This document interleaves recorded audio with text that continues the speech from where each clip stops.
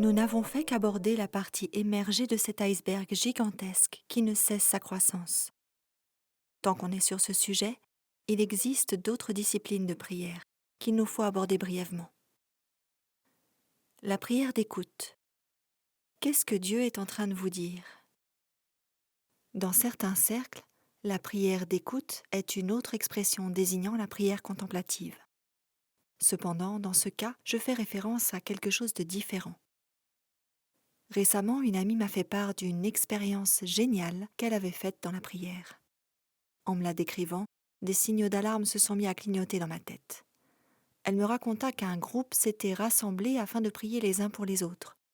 Il ne s'agissait cependant pas du groupe habituel où l'on entoure la personne et où l'on prie pour elle, qui est vivement conseillé.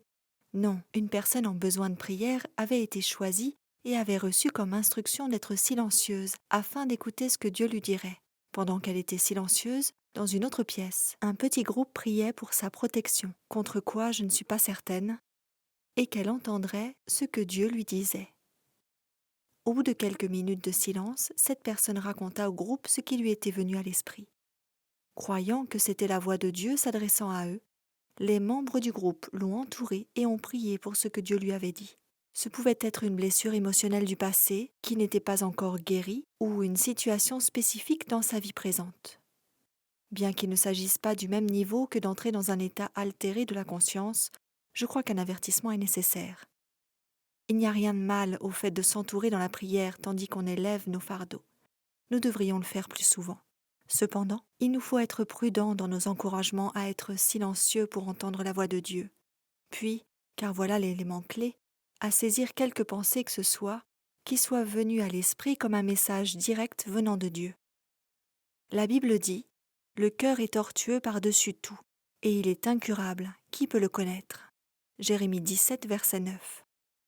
Dieu nous parle réellement par le Saint-Esprit, mais essentiellement par sa parole. On ne peut pas simplement s'asseoir, rester tranquille et supposer « Bon, et bien maintenant, j'écoute, et Dieu va me parler. » Ce qui vient à notre esprit peut émaner de lui, mais il est plus probable que ce soit plutôt nos propres pensées ou celles d'un autre esprit. Interpréter nos pensées aléatoires comme des messages directs venant de Dieu, c'est s'avancer sur un terrain dangereux. Ainsi, il nous est conseillé de nous immerger dans les Écritures, en sachant que la méthode essentielle qu'il utilise pour nous parler est sa parole, et non l'immobilité de notre réflexion ou nos pensées personnelles. Il est parfaitement acceptable de méditer sur des passages des Écritures et de demander à Dieu ce qu'il veut que nous retirions de ces passages, tout comme de se réunir pour l'étude biblique et de demander à chacun « Comment Dieu vous a parlé sur ce passage ?» La différence, c'est que tout est basé sur la parole.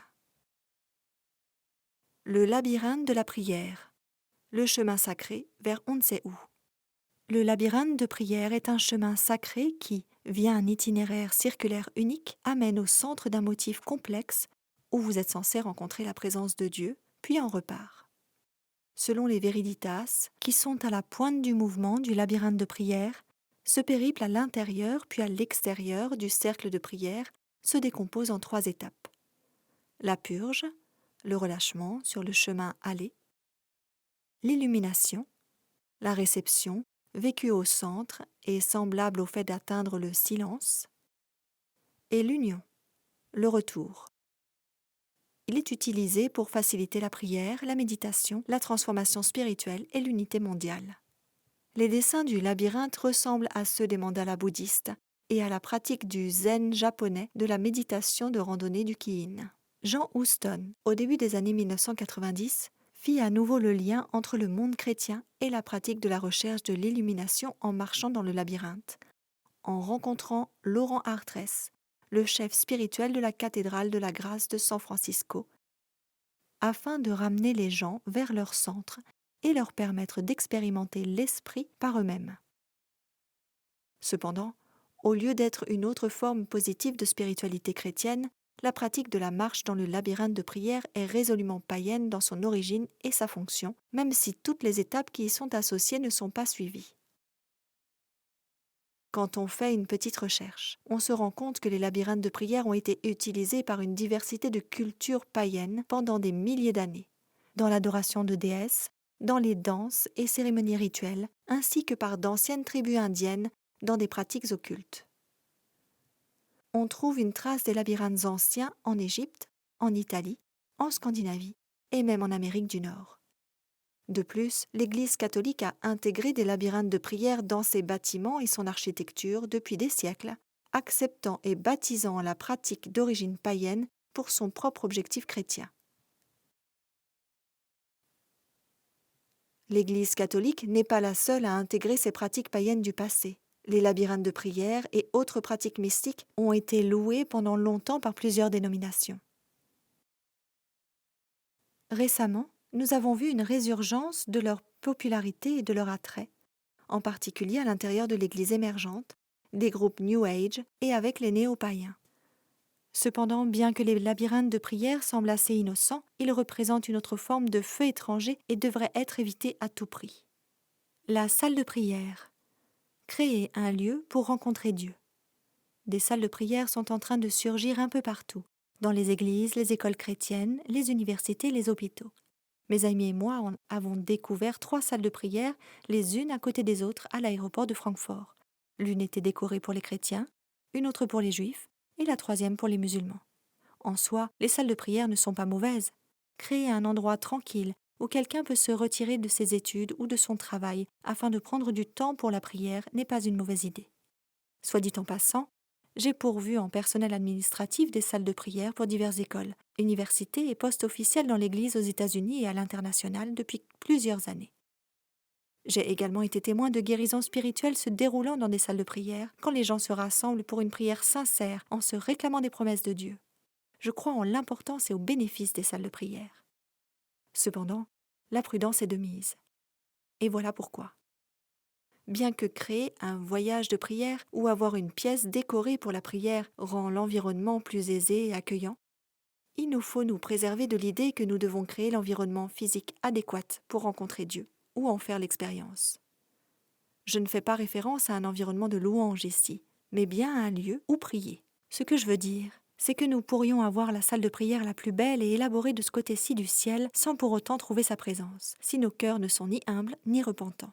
L'humilité et la repentance constituent l'environnement où il nous rencontre réellement. Psaume 66, verset 18, 51, verset 17 et Ésaïe 57, verset 15. Dans cet environnement biblique authentique, n'importe quel endroit peut devenir un sanctuaire, que ce soit une cellule de prison solitaire ou une salle de prière emplie de croyants.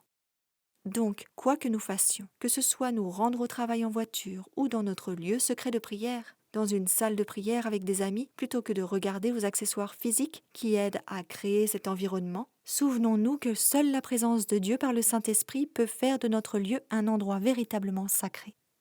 C'est de son esprit dont nous avons le plus besoin, et il ne vient que vers ceux qui sont brisés et humbles de cœur. Des visions et des rêves. Peut-on leur faire confiance ? À une vitesse affolante, des individus partout dans le monde, et même des chrétiens, ont des visions, des rêves et des expériences extracorporelles, affirmant avoir vu Dieu ou des bien-aimés vivant au paradis, ou qu'ils ont été emmenés en enfer, ou des gens sont torturés. Bien que la Bible nous dise que Dieu parlera à son peuple par des visions et des rêves à la fin des temps, si ces expériences contredisent les enseignements simples des Écritures, elles ne pourront être déclarées comme venant de Dieu. Beaucoup de gens sont tellement écrasés, comme le voudrait Satan, par ces expériences surnaturelles que tandis qu'ils racontent, haletant, leurs histoires à leurs amis et bien-aimés, la vérité scripturaire est mise de côté. Une expérience de ce type est arrivée il y a quelques années à un neurochirurgien qui, à la suite d'un accident tragique, fut déclaré mort cérébralement. Avant son accident, il n'était pas chrétien. Lors de son opération, tandis que le personnel tentait de sauver sa vie, il fit une expérience extracorporelle et voyagea avec un ange vers le paradis, puis l'enfer. Sa fonction cérébrale rétablie, il se réveilla de l'opération pour raconter son histoire étonnante. Il a depuis écrit un best-seller du New York Times sur la vie après la mort, qui se vend à des centaines de milliers d'exemplaires aujourd'hui encore. Le problème, c'est que les vérités sur le paradis et l'enfer qu'il a reçues lors de son expérience extracorporelle ne sont pas en accord avec la parole de Dieu. Mais du fait du phénomène surnaturel et miraculeux qu'il a vécu, ainsi que de la guérison de son cerveau déclaré mort, beaucoup prennent ces visions et ces révélations pour la vérité évangélique, se plaçant au-dessus de la parole de Dieu. Une autre expérience récente vécue par un jeune garçon a également attiré l'attention de milliers, si ce n'est de millions, de chrétiens sans méfiance et a même été adaptée au cinéma à Hollywood sous le titre Heaven is for real.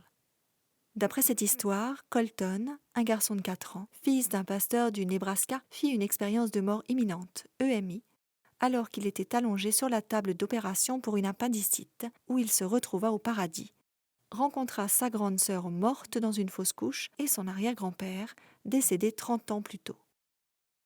Après l'opération, Colton révéla à ses parents, abasourdis des détails impossibles à savoir, qu'il aurait appris de ces 2 membres de la famille au paradis. Les révélations de Colton semblent stupéfiantes, mais elles sont en contradiction directe avec la parole de Dieu. La Bible déclare clairement que les vivants, en effet, savent qu'ils mourront, mais les morts ne savent rien, et pour eux, il n'y a plus de salaire, puisque leur souvenir est oublié. Ecclésiaste 9, versets 5 et 6. La Bible enseigne également que l'immortalité ne commence pas à la mort, mais à la résurrection de la fin des temps. 1 Corinthiens 15, verset 52. Néanmoins, de nos jours, la plupart des chrétiens ont appris à croire que l'âme est immortelle et qu'une personne va immédiatement soit au paradis, soit en enfer quand elle meurt. Ce sont des gens sans méfiance qui ne se rendent pas compte que cette croyance les piège pour tomber dans la prochaine illusion puissante de Satan. Voilà pourquoi ce genre d'histoire est dangereux. Bien qu'il arrive parfois que Dieu agisse dans le surnaturel, nous verrons davantage de ces manifestations surnaturelles à l'avenir, nous ne devons pas oublier que le diable peut également opérer des miracles et des manifestations surnaturelles. C'est pourquoi celles-ci, ainsi que les visions et les expériences extracorporelles, ne peuvent être l'épreuve de la vérité ou de la doctrine. Quel que soit l'aspect spectaculaire d'une histoire ou la manière dont on joue sur nos émotions, si quelque chose contredit les enseignements clairs des Écritures, nous ne pouvons l'accepter. Un point, c'est tout. La Bible ne sera jamais remplacée par des manifestations miraculeuses, jamais. Nous devons nous accrocher à la parole à tout prix. Nous devons le faire, sinon nous mourrons.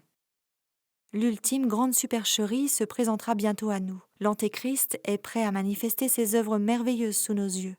La contrefaçon semblera si proche de la vérité qu'il sera impossible de les distinguer, si ce n'est par les Écritures. C'est par le témoignage de celle-ci que l'on devra tester chaque affirmation et chaque miracle.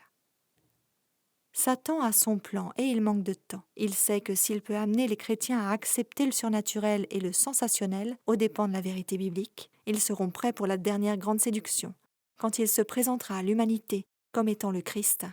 Mais le Christ nous dit de ce qu'il en sera lorsqu'il reviendra. Apocalypse 1, verset 7, Matthieu 24, verset 24 à 27.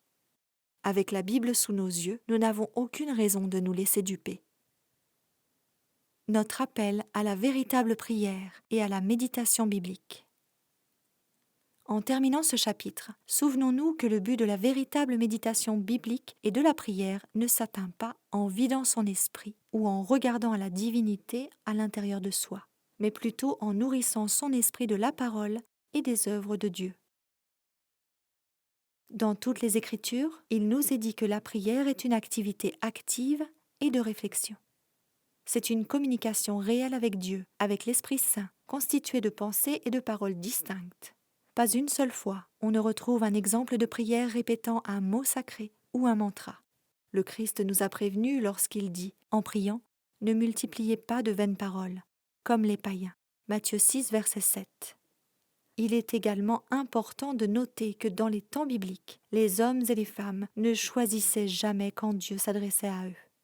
Le timing était toujours sous le contrôle de Dieu, et ils étaient souvent choqués, apeurés d'entendre sa voix. Mark Finlay écrit « Les croyants du Nouveau Testament n'ont pas renversé le monde avec un évangile qui mélangeait la philosophie orientale avec la doctrine chrétienne. Nous ne devrions pas non plus le faire. Les croyants du Nouveau Testament ne cherchaient pas à entrer en contact avec la présence divine à l'intérieur d'eux-mêmes. Ils regardaient au Seigneur crucifié, ressuscité, et qui allait revenir, et leur vie était transformée. La méditation et la contemplation de la Bible sont les clés de la croissance de notre marche avec le Christ. Ellen G. White s'est servie des termes méditer et méditation à 569 reprises dans ses écrits. Elle a également utilisé le mot contemplation à 580 reprises. Elle n'utilisait ces mots que pour méditer et contempler la parole de Dieu, les œuvres de Dieu et la providence divine. Elle nous encourage à consacrer chaque jour 1 heure de réflexion à la contemplation de la vie du Christ, de nous laisser saisir chaque scène par l'imagination et tout particulièrement les dernières. En nous représentant plus clairement ce qui s'est passé au calvaire, notre confiance en Dieu grandira et nous recevrons davantage de son esprit.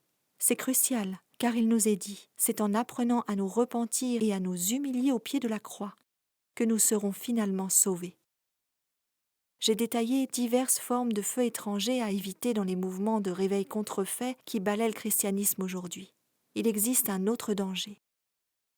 Éteindre le feu du véritable Esprit Saint pendant des temps de réveil authentiques. Dans les prochains chapitres, j'aborderai ce danger et la manière de l'éviter. Alors continuez à lire et à oser demander plus. Non pas de sensations agréables ni d'expériences mystiques, mais un fondement approfondi reposant sur Dieu et sur sa parole immuable.